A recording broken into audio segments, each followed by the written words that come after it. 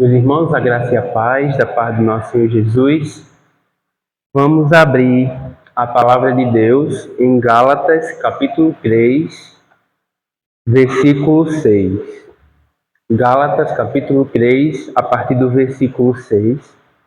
Hoje a nossa pregação irá cobrir do versículo 6 até o 14.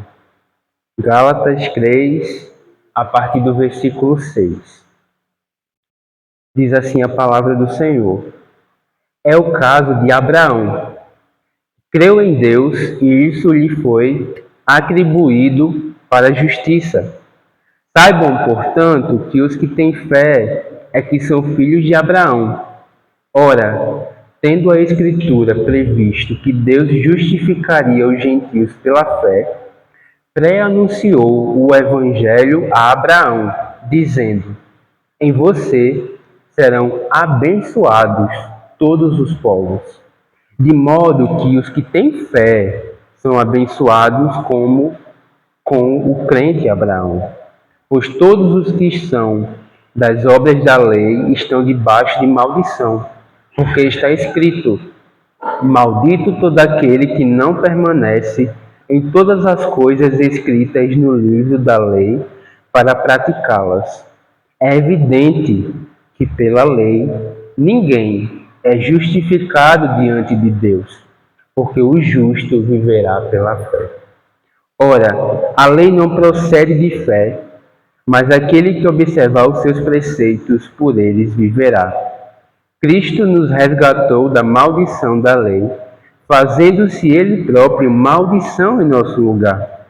Porque está escrito: maldito todo aquele que for pendurado em madeiro, para que a bênção de Abraão chegasse aos gentios, em Cristo Jesus, a fim de que recebêssemos pela fé o Espírito prometido. Pai, nós pedimos a Ti nesse momento que o Teu Espírito ilumine a nossa mente, abra o nosso coração, para que possamos compreender com fidelidade a Tua palavra. Edifica as nossas vidas e que tal coisa gere glória somente para o Teu nome. É o que pedimos em nome do Teu Filho Jesus, o nosso Salvador. Amém. Meus irmãos, todos nós já quisemos, já desejamos estar no lugar de alguma outra pessoa. A gente já desejou estar no lugar de alguém que tem muito poder, a gente já desejou estar no lugar de alguém que tem muita riqueza. Porém, nem vocês nem eu, certamente, desejamos estar no lugar de uma pessoa que precisaria enfrentar a morte. Ninguém aqui desejou estar no lugar de um condenado à morte.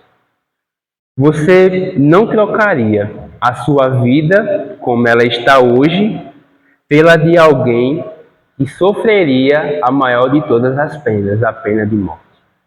Pois bem, o nosso texto de hoje fala que Cristo fez exatamente isso. Cristo estava na sua glória, Cristo estava na companhia do Pai e do Espírito, mas por misericórdia e por graça ele encarna, ele se põe debaixo da lei e ele sofre o justo castigo de Deus pela punição dos nossos pecados. Cristo se colocou no lugar de condenados à morte, no seu e no meu lugar. O texto que nós lemos trata resumidamente desse tema. Anteriormente, como nós vimos na pregação de domingo passado, o apóstolo Paulo apelou à experiência pessoal dos cristãos da Galácia, a fim de que eles percebessem que o caminho que estavam trilhando de agora em diante era um caminho errado. Então, a experiência pessoal dos Gálatas com Deus deveria fazê-los repensar o caminho que eles estavam seguindo. Por exemplo, no versículo de número 2, o apóstolo Paulo questiona: Vocês receberam o Espírito Santo pelas obras da lei ou pela pregação da fé? Ou seja, vocês passaram a ser habitados pelo Espírito Santo quando vocês estavam tentando se justificar pelas próprias obras ou quando vocês simplesmente creram na pregação do Evangelho. O ponto de Paulo, no início do capítulo, é: avalie a sua vida, avalie a sua espiritualidade e se responda se todas as bênçãos que você recebeu foram dadas a você por alguma espécie de meritocracia ou se elas são fruto única e exclusivamente da graça de Deus. A partir, meus irmãos, do verso de número 6, o apóstolo Paulo ele vai mudar a estratégia. Ele agora vai se utilizar da vida de um dos grandes nomes da religião judaica, Abraão, para mostrar que Abraão, semelhantemente aos Gálatas, a vocês e a mim, também foi salvo porque creu na promessa do Messias, na promessa do Redentor. Abraão foi salvo não porque ele mereceu a sua redenção pela prática de suas obras, mas porque ele creu na pregação, ele creu na mensagem anunciada a ele pelo Senhor. É o caso de Abraão, diz Paulo no verso 6, que creu em Deus e isso lhe foi atribuído para a justiça. Paulo era um homem muito esperto, extremamente inteligente. E eu digo isso porque os opositores do apóstolo Paulo tinham homens do Antigo Testamento como Abraão como os seus verdadeiros pais espirituais, como mestres na fé, digamos assim. E o que Paulo faz, consciente disso, ele passa a usar o exemplo do próprio Abraão para descredibilizar a doutrina desses opositores e para assim provar o seu ponto em particular. Paulo vai, verso a verso aqui da carta aos Gálatas, tapando as lacunas que a pregação dos judaizantes estava deixando. E aqui no verso 6, ele faz isso ao mencionar um episódio descrito em Gênesis capítulo 15, versículo 6, episódio esse que a gente leu há pouco aqui na nossa liturgia, onde Abraão creu que Deus tinha poder suficiente para operar o que aos olhos humanos era impossível. Abraão creu que, em meio às impossibilidades que ele e a sua esposa tinham, Deus daria um filho, o filho da promessa, àquele casal. E Deus encarou aquela atitude de Abraão como uma atitude de fé. Por isso, diz a palavra que, após Abraão crer em Deus, isso foi atribuído a ele como justiça. Abraão teve fé. E o que é fé? O que é fé para você? Uma coisa eu posso lhe garantir à luz da palavra de Deus, que fé não é você apenas crer que Deus existe. A Bíblia fala que os seres malignos, os demônios, eles também creem na existência de Deus. Mas fé, a fé salvífica, a fé de Abraão, é você ir além disso. É você não só crer que Deus existe, mas é você confiar no Senhor a ponto de depender dele e de simplesmente entregar a sua história, a sua vida, a sua alma nas mãos do Senhor. Fé é sinônimo de confiar. Fé é você depositar a sua inteira confiança no Senhor e nas suas promessas. E foi exatamente isso o que o patriarca Abraão nos seus dias fez. E a consequência, diz o texto, é que isso lhe foi atribuído como justiça. Ou seja, no momento em que Abraão creu na promessa que Deus anunciou a ele, ele foi considerado justo pelo justo juiz, pelo Senhor. Deus não via mais os pecados de Abraão como antes. Deus via agora a justiça que lá na frente Jesus Cristo compraria para os seus. Então Abraão foi justificado não porque ele havia feito algo para merecer essa posição perante o Senhor, mas simplesmente porque ele creu em Deus. E essa é uma mensagem maravilhosa de ser ouvida na noite de hoje, porque semelhante a Abraão, você também, já agora, nesse momento, pode ser justificado diante de Deus. Pode ser considerado justo diante do Senhor. Abraão não é um exemplo único. Pelo contrário, da mesma forma que Abraão, você pode ser justificado desde que você creia. Desde que você confie no Senhor, desde que a sua fé seja depositada única e exclusivamente nele. Quando você diz a si mesmo que você é um pecador, que você não tem a capacidade de chegar diante do Senhor e dizer assim: eu mereço a minha redenção.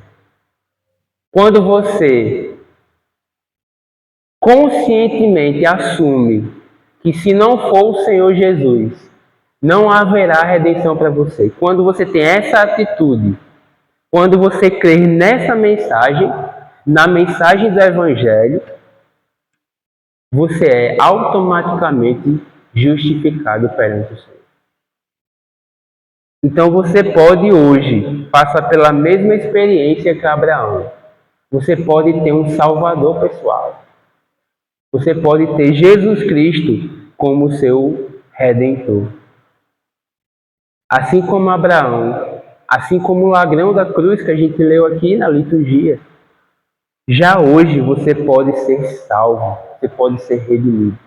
E cada um dos seus pecados, já hoje, a vida eterna pode ser uma realidade para você.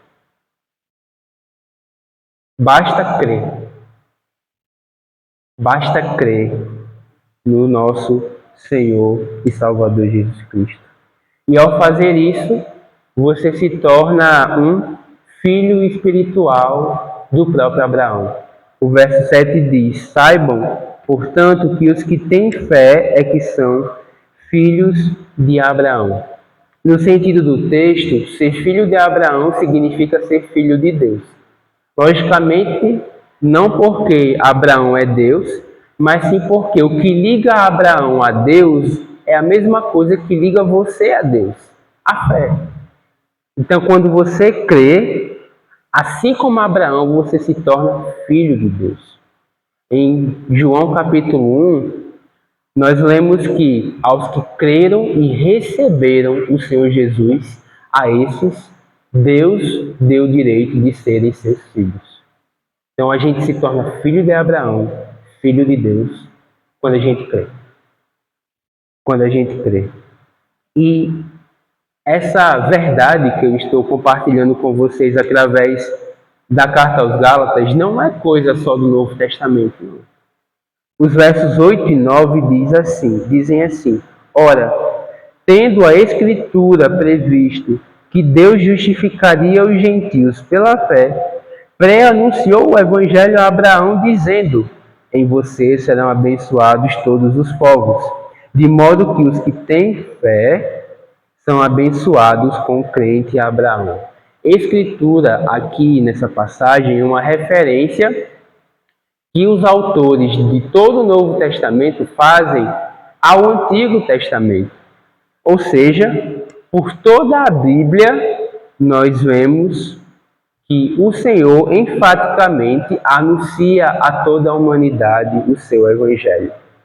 Muitas vezes, no dia a dia, na nossa leitura devocional, infelizmente até nas pregações dos púlpitos, nós vemos que as pessoas olham para o Antigo Testamento como se ele fosse um amontoado de histórias que não possuem nenhuma conexão entre si. Então, nós aprendemos a história de Adão, nós aprendemos como Davi conseguiu derrotar Golias e coisas dessa natureza, mas nós não aprendemos a associar cada uma dessas histórias ao Evangelho, ou seja, como elas fazem parte da história da redenção, como elas pré-anunciavam a vida, a morte e a ressurreição do Senhor Jesus. Quando isso acontece, nós achamos que na antiga aliança a salvação era pelas obras, era pela obediência severa à lei de Deus. Ou então achamos que homens como Abraão, Moisés, Davi foram salvos porque eles eram homens segundo o coração de Deus. Porém, isso não é verdade. Irmãos, como Paulo diz aqui no verso 8, a Escritura previu que Deus salvaria os seus pela fé. E isso já havia sido revelado aos patriarcas, isso já havia sido revelado inclusive aos nossos pais, Adão e Eva. Já naqueles dias, Deus tinha dito que a salvação seria mediante a morte de um inocente. E através da morte de um inocente, Deus cobriria os nossos pecados. Então, meus queridos irmãos, Abraão, não com a mesma riqueza de detalhes que você e eu, já conhecia o Evangelho. Claro que hoje nós temos uma visão muito mais ampla e completa do que ele. Mas ele já sabia o que precisava saber. Ele já sabia que a salvação seria unicamente pela graça do Senhor. E que cabia a ele, competia a ele crer nessa pregação. E assim, todo aquele que crê está justificado perante o Senhor. Dessa maneira, o Senhor abençoa povos de todas as línguas, tribos e nações. Deus não é tribal. Deus é um ser que se revela a povos de todas as línguas, tribos e nações.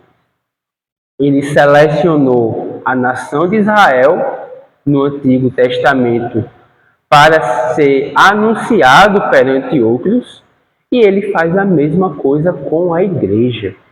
Mediante a sua e a minha vida, Deus revela quem Ele é aos outros, aqueles que ainda são pagãos.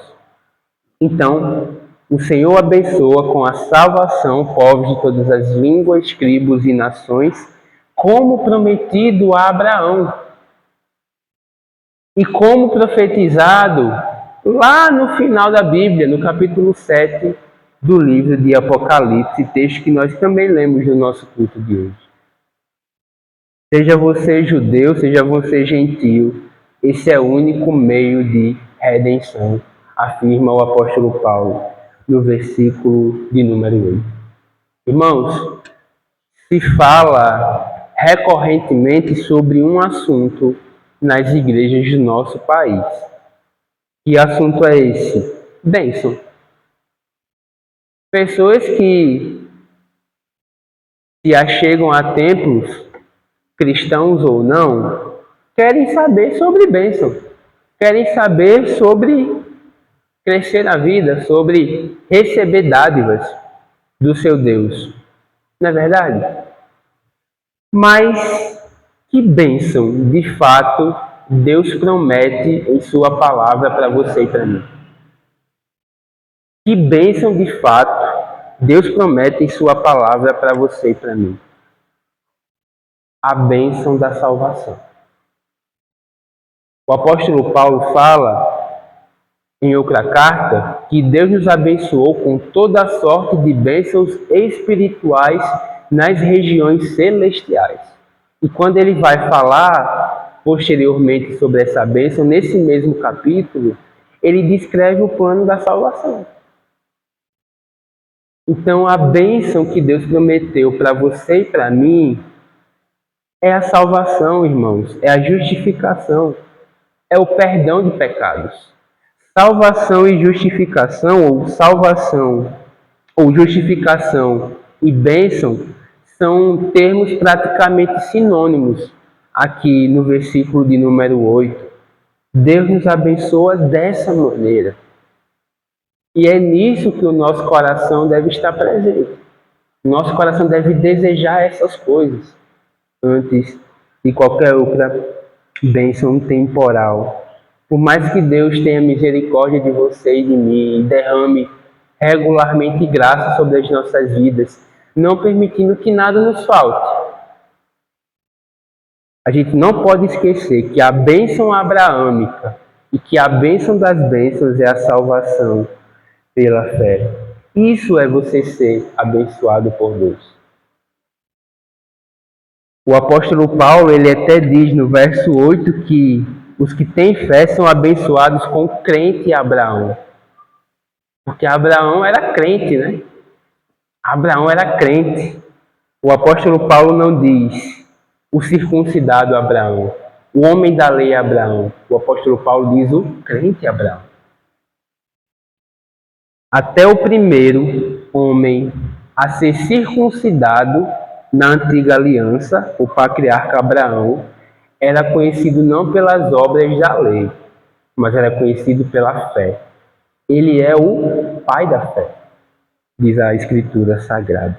E depois de ter mostrado aos Gálatas como Abraão se relacionava com Deus, Paulo passa a criticar a visão oposta ao Evangelho, ou a visão oposta a que ele defende até aqui. Versos 10 a 14. Pois todos os que são das obras da lei estão debaixo de maldição, porque está escrito: maldito todo aquele que não permanece em todas as coisas escritas no livro da lei, para praticá-las. E é evidente que pela lei ninguém é justificado diante de Deus, porque o justo viverá pela fé. Ora, a lei não procede de fé, mas aquele que observar os seus preceitos, por eles viverá. Cristo nos resgatou da maldição da lei, fazendo-se Ele próprio maldição em nosso lugar, porque está escrito: maldito todo aquele que for pendurado em madeira, para que a bênção de Abraão chegasse aos gentios em Cristo Jesus, a fim de que recebêssemos pela fé o Espírito prometido. Paulo aqui argumenta com a Bíblia debaixo do braço. Ele abre a Escritura e revela a interpretação correta dessas Escrituras a respeito da salvação. Toda a argumentação dele é baseada na revelação que Deus tinha feito em sua palavra até então. Não à toa, o apóstolo Paulo, do verso 10 a 14, faz algumas alusões a textos do Antigo Testamento. O primeiro deles está no versículo de número 10. Maldito todo aquele que não permanece em todas as coisas escritas no livro da lei para praticá-las. Que texto pesado. Que texto pesado. Pois é, né? O que Paulo está dizendo é que diante de Deus, ninguém pode ser justificado pelas suas próprias habilidades, ações e boas obras. Porque ninguém pode passar impune pelos seus pecados. Deus cobra a perfeição. E ninguém aqui é perfeito, a ponto de cumprir a lei de Deus plenamente durante toda a sua vida. E Deus tem como um dos seus atributos a sua justiça. Então o Senhor Deus não pode deixar você e eu sairmos impunes por transgredirmos a sua lei. Agora, se assim o é, como homem e como uma mulher cheio de pecado em sua vida, pode ser abençoado como o crente Abraão. Pela prática da lei não é, diz o verso 1. Pela prática da lei não é. E como é que você e eu podemos, após termos consciência disso, após sabermos que estamos debaixo do justo juízo de Deus, sermos redimidos dos nossos pecados? Paulo responde essa questão no versículo 13. Cristo nos resgatou da maldição da lei, fazendo-se ele próprio maldição em nosso lugar. Porque está escrito: maldito todo aquele que for pendurado em madeira. Ao se entregar naquela maldita cruz para ser morto, Jesus assumiu o nosso lugar. Jesus assumiu os nossos pecados. Ele se fez maldito. Ele trocou de posição com vocês e comigo, e como consequência disso, ele recebeu o castigo do Pai. Ele recebeu a ira de Deus sobre si. Foi Jesus, irmãos, que redimiu você e eu. Foi o Senhor Jesus que redimiu pecadores. Foi o Senhor Jesus. E se Cristo fez tudo isso, o que compete a você e a mim? Se Cristo nos redimiu, fazendo-se Ele próprio maldição no nosso lugar, o que compete a você e a mim na noite de hoje e na nossa vida daqui em diante? Viver pela fé. Viver pela fé no Senhor Jesus. O justo viverá pela fé, diz o apóstolo Paulo. O justo, aquele que foi justificado por Deus, ele vive pela fé no Senhor. Irmãos, o que fica para nós na noite de hoje é o seguinte: Deus está nos apresentando dois caminhos. Existe um caminho de vida, existe um caminho de comunhão com Ele, existe um caminho de salvação. Mas existe o caminho de morte. Existe um caminho chamado aqui pelo apóstolo Paulo de maldição. Irmãos, o caminho de morte, ele é caracterizado por uma vida que almeja se justificar diante do Senhor pelas suas próprias obras. Mas o caminho de vida, por outro lado, ele é caracterizado por uma vida vivida unicamente pela fé no Senhor.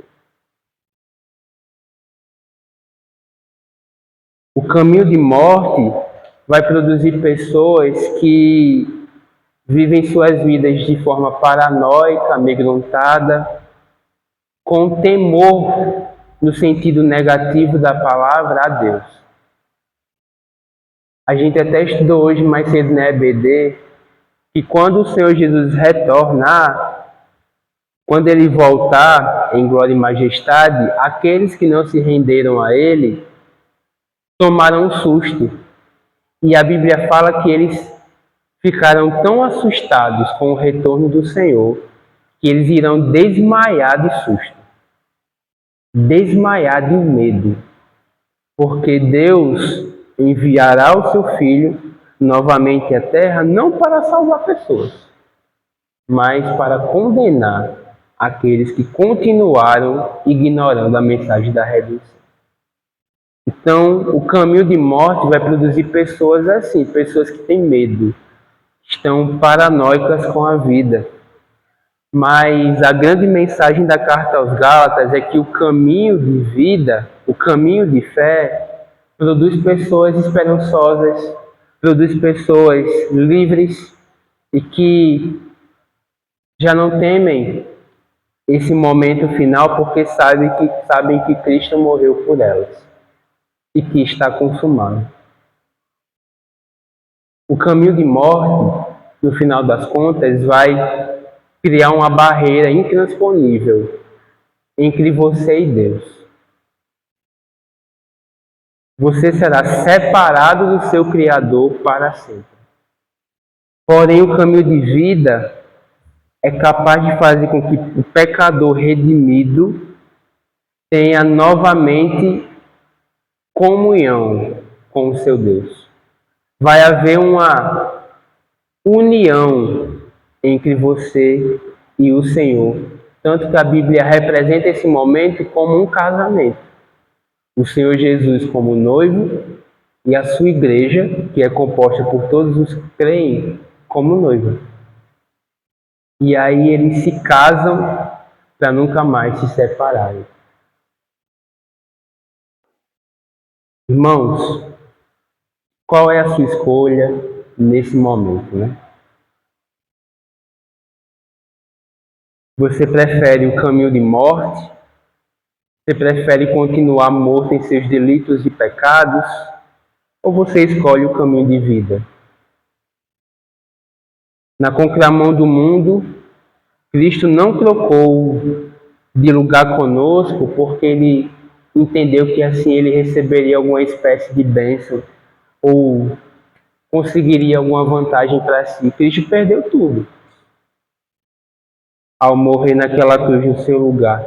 Ele trocou a sua glória por um maldito madeiro, por uma maldita cruz. Ele trocou a sua vida pela nossa. Ele preferiu a morte para que a gente pudesse, de alguma forma, reviver. E tudo isso foi feito, diz a palavra de Deus, por amor. Por amor. Vamos orar?